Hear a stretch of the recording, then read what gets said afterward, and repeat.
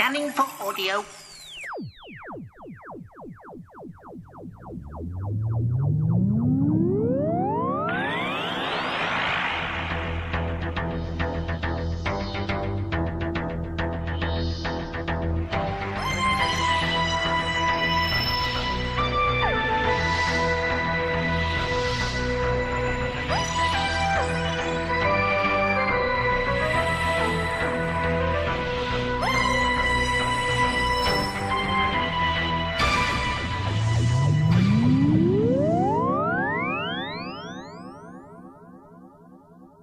Welcome to a Tin Dog podcast. Last year, well, the 2050 anniversary Christmas, there was a lot of books came out. Some fantastically gorgeous texts, things that you wanted on your shelf, and things that you shelled out just a little bit too much money to afford. Well, this year's book that bears a striking resemblance in size, shape, and design to the fantastic Vault is Doctor Who Impossible Worlds. This is for old and new fans. It looks glorious. The word glorious is a word that you will see time and time and time again associated with the book. It's just a thing of beauty. Now, Mike Tucker, who wrote the brilliant Warehouse that I reviewed a few weeks ago, is responsible for a lot of visual effects. He's a modern day Matt Irvine. Hell, the crossover was fantastic, but him and Stephen Nichols have brought together to produce this thing of sheer beauty. It's about 1.5 inches thick, it's hardback, it's what used to be referred to as a coffee table book. Hell, get yourself a coffee table if you haven't got one to keep this on, because you'll want to have it around just to show people. What is it? Good point. Look, let's just refer to the press release. I could ramble and be enthusiastic as much as you want, but I'm sure you actually want to know. For the first time, the Doctor Who art department are opening their doors to reveal a unique behind-the-scenes look at one of the most loved series on British television.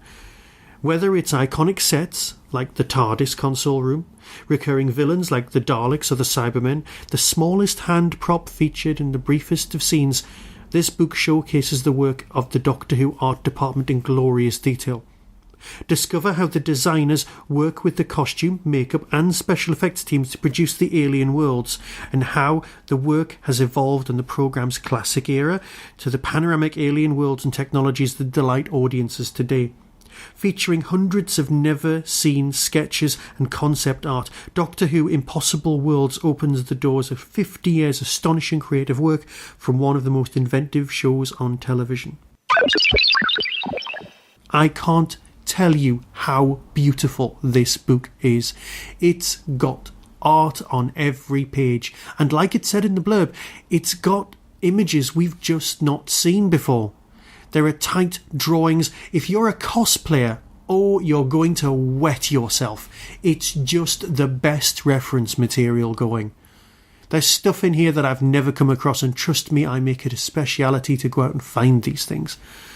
So Doctor Who The Impossible Worlds is the book that you'll want on your shelf this Christmas. You might as well put it on your list now. At £35, it's a bit of a hit, but you know what? You will get more than £35 worth of use out of it because you will just love it. And at the back, there's an envelope. And if you're very careful and you open it, and you just pull out the small thing. Oh, hello. Hello. Ooh, there's lots of things in here. Oh, posters. This is the first time I've opened this. Oh, frameable prints. Frameable prints. Stuff from the modern new series. Stuff from episode 7 of 9. I'm not going to tell you what that is. Ooh, more things. We've got the TARDIS in siege mode, looking very much like something from Hellblazer. We've got the TARDIS, the plans, the dimensions, the diagrams from Rose. Tim Drury will definitely want that. Gallifreyan war maps. Ooh. Sonic Screwdriver concept sketches. The 11th Doctor's TARDIS. Oh, these are things of beauty. Drawings of Arcadia, the Titanic, the Doctor's fob watch, that wonderful Gallifrey picture that everyone loves, the Supreme Dalek, the Fall of Arcadia painting looking fabulous. Oh, I'm so putting that on the wall.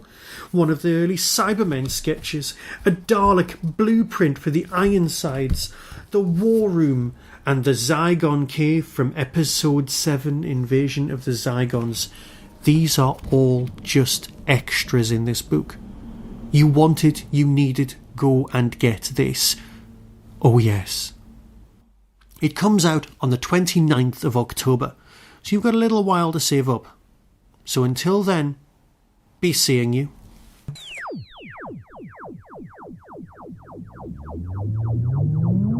You've been listening to the Tin Dog Podcast, available on RSS, iTunes, Stitcher, Audio Boom and Tumblr. Doctor Who and its associated works are copyright of the BBC.